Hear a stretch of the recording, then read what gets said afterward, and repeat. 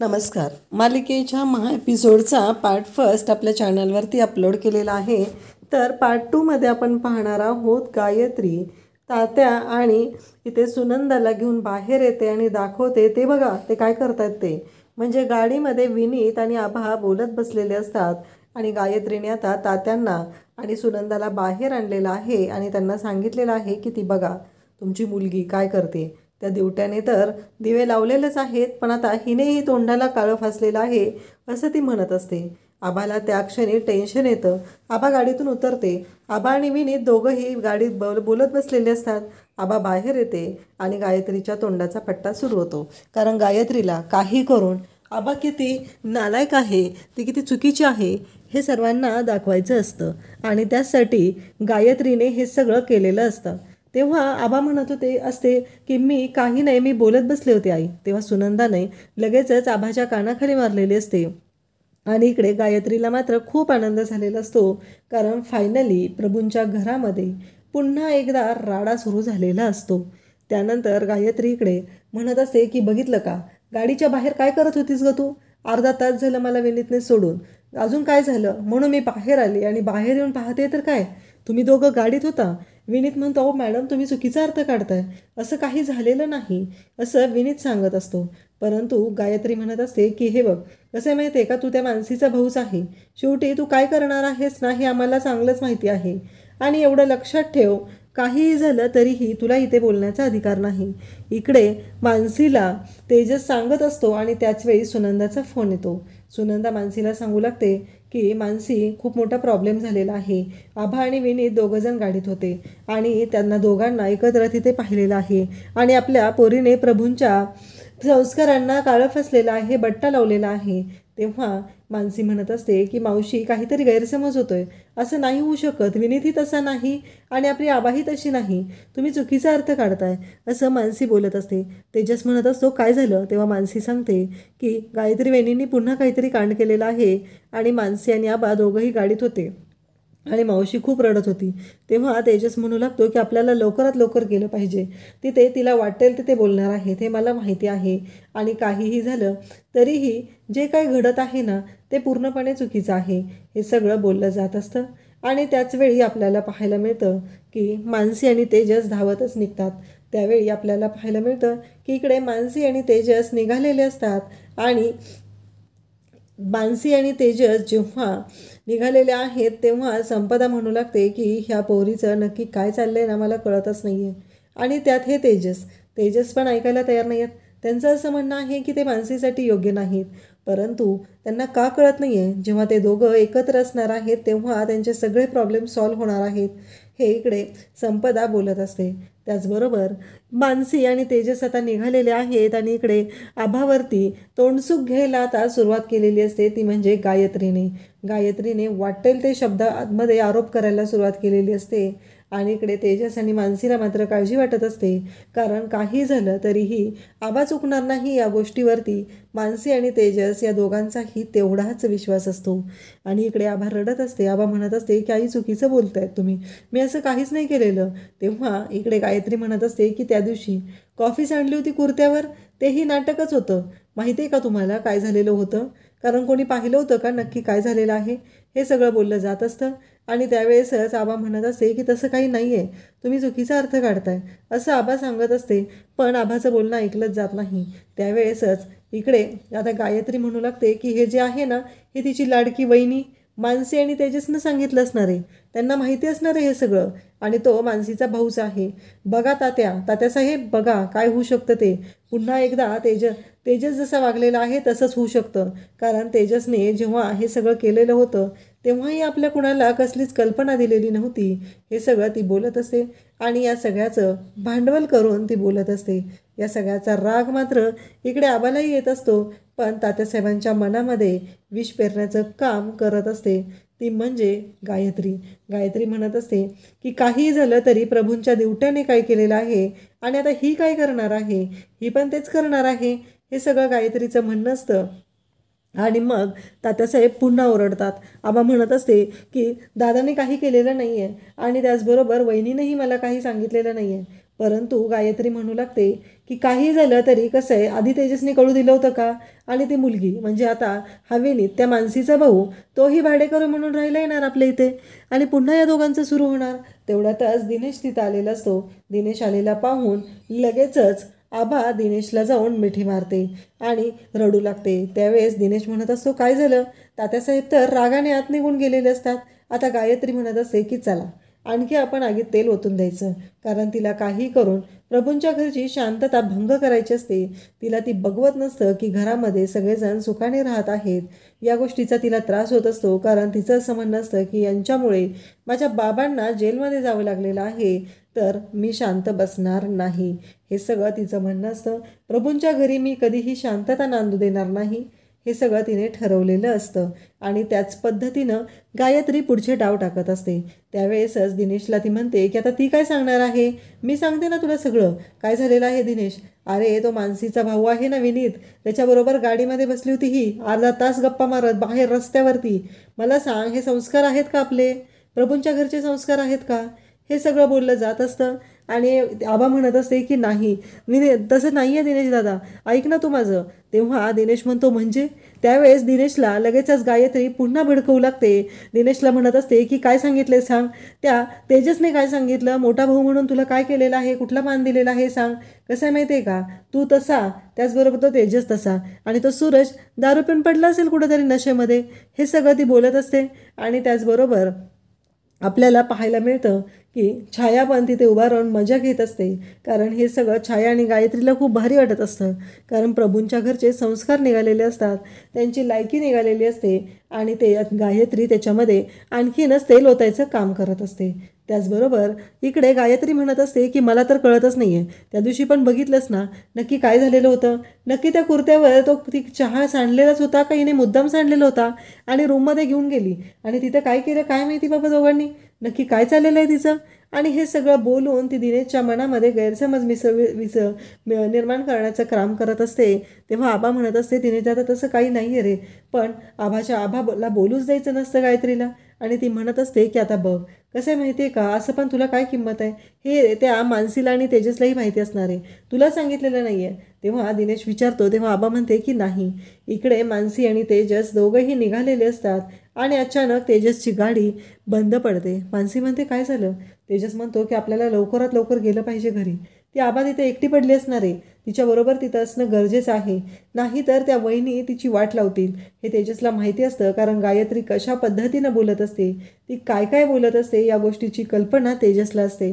तेजस तिला बोलत असतो. मानसी म्हणत असते ठीक आहे राष्ट्रहित ऐका, मी काय करते, मी तिथं जाते, आधी तुम्ही गाडी घेऊन नंतर या, कारण तिथं आपल्या दोघांपैकी एक जण असणं गरजेचं आहे, हे मानसी बोलत असते. तेव्हा तेजस म्हणतो की चालेल आणि मानसी मग जायला निघते. त्यानंतर आपल्याला पाहायला मिळतं की इकडे आबा म्हणत असते की नाही दादा नाही, तसं काहीच नाही आहे. परंतु त्याच वेळी ते गायत्री म्हणत असते की हे चुकीचं आहे, ही खोटं बोलतीये, कारण मला सांग तेजसने सांगितलं होतं का तुला काही? आणि मग दिनेश म्हणतो की नाही, तेजसनेही मला काही सांगितलं नव्हतं. मग मला सांग, ही तेजसचीच बहीण आहे ना आणि हिला तेजसचा जास्त पुळक असतो, कशावरनं हिने आपल्यापासून काही लपवत नाही आहे? विचार कर ना तू, काय झालेलं आहे याचा, असं ती बोलत असते. आणि इकडे आबा म्हणत असते नाही रे, तसं काही नाही आहे, आणि काही असेल तर मी सांगितलं असतं ना, असं आबा बोलत असते. परंतु गायत्री मात्र प्रत्येक वेळेस आबाला खोटं पाडण्याचा प्रयत्न करत असते. आबाला म्हणत असते की काही झालं तरी ही तुझ्याशी खोटं बोलते दिनेश, कारण तेजसने आपल्याला काही सांगितलं नव्हतं तर हिने कशावरून सांगणार आहे? हिने त्या तेजसला आणि मानसीला सगळं सांगितलेलं आहे, हे गायत्री बोलत असते. आणि दिनेश आता गायत्रीच्या शब्दांमध्ये आलेला असतो. त्याचबरोबर तिथे सुनंदा पण असते. सुनंदा पण काहीच बोलत नाही, सुनंदा पण शांतच राहते, कारण सुनंदाला कळतच नसतं की कशाची बाजू घेऊ आणि कोणाची बाजू घेऊ, काय करू नक्की, हा प्रश्न सुनंदाच्या पुढे पडलेला असतो. सुनंदाला काळजी वाटत असते. एकतर तात्यासाहेब खूप रागवलेले असतात आणि प्रभूंच्या घराची इज्जत काढली जात असते आणि ही गोष्ट प्रभूंच्या घरात घडलेली आहे, त्यामुळं तात्यासाहेबांनाही खूपच वाईट वाटलेलं असतं. आणि त्याचवेळी त्या सगळ्यामध्ये आगीत तेल ओतायचं काम करत असते ती म्हणजे गायत्री. गायत्रीला काही करून तात्यासाहेबांनाही दाखवून द्यायचं असतं की तुमचे संस्कार चुकलेले आहेत आणि म्हणूनच गायत्री हे सगळं मोठमोठ्याने बोलत असते आणि सगळ्यांना अगदी ऐकायला जाईल अशा मोठमोठ्या आवाजात ती बोलत असते. दिनेशने मात्र आता दिनेशला अजूनही दिनेश तेवढा चिडलेला नाही हे गायत्रीच्या लक्षात येतं. आणि मग गायत्री म्हणते, बघितलंस ना, नाही तू मोठा मुलगा आहे घरातला म्हणून कोणते अधिकार आहेत, कोण तुला काय सांगतं, सांग बरं मला दिनेश, कुणी काय सांगितलं का तुला आजपर्यंत? अरे तुला कुठल्याच गोष्टीचा मान दिला जात नाही आणि आता ही काय सांगणार होती तुला, आणि ही स्वतःच्या तोंडाने सांगणार होती. दिनेश खूप चिडत असतो आणि दिनेश आणखी दिनेशचा पारा चढण्यासाठी प्रयत्न करत असते, ती म्हणजे गायत्री. गायत्रीला काही करून आता खूप मोठा राडा करायचा असतो आणि त्याचसाठी तिनं हे सगळं सुरू केलेलं असतं. त्यानंतर आपल्याला पाहायला मिळतं, दिनेशला ती म्हणू लागते, बघितलं ना, शेवटी कसं आहे माहिती आहे का, ती मानसी आली, मंगळसूत्र घेतलं आणि माझ्या बाबांनी सांगितलंय म्हणून तिने ते मंगळसूत्र तेजसकडून गळ्यात घालून घेतलं. आता हा पण येणार इथे आणि ते भाडेकरी म्हणून राहणार. अरे ती त्या मानसीचाच भाऊ आहे, शेवटी ते एकसारखेच राहणार आहे, तुमच्या लक्षात येत नाही आहे असं म्हणत ती दिनेशला रागाला घालवत असते. आणि दिनेशने मग आता इकडे ते आभावरती हात उचललेला असतो आणि इकडे आभा मात्र खूप घाबरलेली असते. आणि त्याच वेळेस तिथं पोहोचते ती म्हणजे मानसी. आणि मानसी म्हणू लागते की नाही, आणि मानसीने दिनेशचा हात तसाच वरच्या वर पकडलेला असतो आणि दिनेशला दाखवून दिलेलं असतं की नाही, तुम्ही मारू शकत नाही. तेव्हा दिनेश म्हणतो की काय चाललंय मानसी तुझं, अगं तिनं चूक केलेली आहे. तेव्हा इकडे मानसी म्हणते की दिनेश दादा, कसं आहे माहिती आहे का, तिच्याकडून चूक झालेली असेल, मान्य आहे मला, पण एक गोष्ट तुम्ही चुकताय, तुम्ही असं एखाद्या स्त्रीवरती हात उचलू शकत नाही. तेव्हा गायत्री पुढे येते आणि म्हणते, तुझी हिंमत कशी झाली, तू माझ्या नवऱ्याला अडवलेला आहे, माझ्या नवऱ्याचा हात पकडलेला आहे, तुझा मोठा धीर आहे तो, विसरलीस का तू? हे सगळं गायत्री बोलत असते आणि तिचा कांगावा सुरूच असतो. तिचं असं म्हणणं असतं की तू मुद्दाम केलेला आहे आणि तू संस्कार बोलतेस. अगं संस्कार काय, तुला कळलेलं नाही आहे, साधा मोठा धीर आहे तुझा आणि त्याचा हात तू पकडलेला आहे आणि तू आम्हाला संस्कार शिकवायला लागलेले आहे, काय संस्कार काय आहेत तुझे? आणि त्या क्षणी इकडे गायत्रीच्या समोरच मानसी दिनेशची माफी मागू लागते आणि म्हणू लागते की दिनेश दादा, कसं आहे माहिती आहे का, या प्रभूंच्या घरचे संस्कार हे नाही आहेत. ज्या प्रभूंच्या घरी पहिल्या पंक्तीमध्ये बायकांना बसवलं जातं, ज्या प्रभूंच्या घरी अगदी स्त्रियांचा आदर केला जातो, त्यांना रिस्पेक्ट दिला जातो, आणि त्या प्रभूंच्या घरी असे संस्कार नाही आहेत. त्यावेळेस ती म्हणते की म्हणजे नाही, आता इथे आईने मारलं तर तू काय म्हणणार आहे, त्यांचंही चुकलेलं आहे, तू पोलीस कंप्लेंट करणार आहेस त्यांच्या विरोधात. तेव्हा मानसी म्हणते, पोलीस कंप्लेंट काय बोलताय तुम्ही गायत्री मॅडम, हे अहो पोलीस कंप्लेंटची काय गरज आहे, आपली माणसं आहेत, फक्त त्यांचं चुकलेलं आहे आणि नातं आहे ते आपलं, म्हणून मी सांगत आहे ना. तेव्हा गायत्री म्हणत असते, हो बरोबर आहे, आता तुला जाणवलं का नातं आहे वगैरे, पण एक गोष्ट तू विसरतेस, तुझी चुकलेली आहे ना, तुझ्याकडे संस्कारच नाही आहेत. कारण तू विचार कर, तू काय केलेलं आहे, तुझ्या मोठ्या धीरावरती तू त्याचा हात उचललेला आहे, त्याचा हात पकडलेला आहेस, ही चूक तुझ्याकडनं झालेली आहे. मानसी म्हणत असते की गायत्री मॅडम, तुम्ही चुकीच्या पद्धतीनं अर्थ काढत आहात, असं मी काही केलेलं नाही आहे आणि ते चुकून झालेलं आहे. दिनेश दादा मला माफ करा, माझ्याकडून चुकलेलं आहे, पण मी तुम्हाला एकच सांगेल की आपली आभा चुकूच शकत नाही, कारण तिच्याकडे ती कधी चुकणारच नाही, तुम्ही ना चुकीचा अर्थ काढताय असं म्हणत असते. त्याचवेळी गायत्री म्हणू लागते, बरोबर आहे, हिच्याकडे कुठून येणार आहेत संस्कार, कारण हिच्यावर कुणी दिलेत संस्कार, सांग ना, तुझ्या बापाने, आणि त्याला तिच्या बापाने, कोण आहे तुझ्या बापाचा बाप? आणि मग गायत्री इकडे मानसीचं खानदान काढत असते आणि मानसीला म्हणत असते की तू आमचे संस्कार काढायला निघाली आहेस, तू आमच्याबद्दल बोलायला निघालेली आहेस, तुला कळतंय का तू काय केलेलं आहेस ते, असं म्हणत गायत्री आता मानसीवरती आवाज चढवून बोलत असते. मानसी मात्र इकडे दिनेशची माफी मागत असते. ती म्हणत असते की दिनेश दादा, माझ्याकडून चुकलं, मान्य आहे, पण आत्ता तुम्ही जे वागलेलं आहात ते चुकीचं आहे. दिनेश पण मानसीला म्हणत असतो की बास. गायत्री म्हणते, ते मला पटलेलं आहे, कारण तू आणि तेजस प्रत्येक वेळेस चुकीचं वागत असता आणि गायत्रीला हीच गोष्ट हवी असते, कारण काहीही झालं तरीही गायत्रीला माहिती आहे की नक्की काय करायचं आहे ते. आभा मात्र बिचारी रडत असते, आभा काहीच बोलत नाही आणि गायत्रीचा मात्र कांगावा सुरूच असतो. गायत्रीचं हेच म्हणणं असतं की काहीही झालं तरीही आभाने जे केलेलं आहे ते पूर्णपणे चुकीचंच आहे. आभाने अशा पद्धतीनं वागायला नको होतं, कारण काहीही झालं तरीही आबा जे वागलेली आहे ते पूर्णपणे चुकीचं आहे, हे गायत्रीचं म्हणणं असतं आणि दिनेशही तेच म्हणत असतो. आणि आता गायत्री खूप चिडलेली असते आणि ती पुन्हा इकडे मानसीवर धावून जात असते. मानसीला विचारत असते की तू जे काही केलेलं आहेस ना ते चुकीचं आहे, कारण तुला कोणी संस्कार दिलेले आहेत, तू प्रभूंचे संस्कार काढायला निघालेले आहे, तुझ्याकडे आहेत का हे संस्कार, आणि तुला तुझ्या बापाने सांगितलं का? नाही त्याला त्याच्या बापाने सांगितलं असेल. काय आहे खानदान तुझं, सांग ना मला, कोणत्या खानदानातले आहात तुम्ही. आणि तेव्हा इकडे तेजसला राग येतो आणि तेजस तिथे येतो आणि तेजस म्हणू लागतो की गायत्री वहिनी बास, आत्तापर्यंत खूप ऐकून घेतलेलं आहे, आता यापुढे एक गोष्टही मी ऐकून घेणार नाही असं म्हणत इकडे गायत्रीला तेजस गप्प करत असतो. पण दिनेश मात्र म्हणत असतो की काय चुकीचं बोलली आहे गायत्री, सांग ना काय चुकीचं बोलली आहे.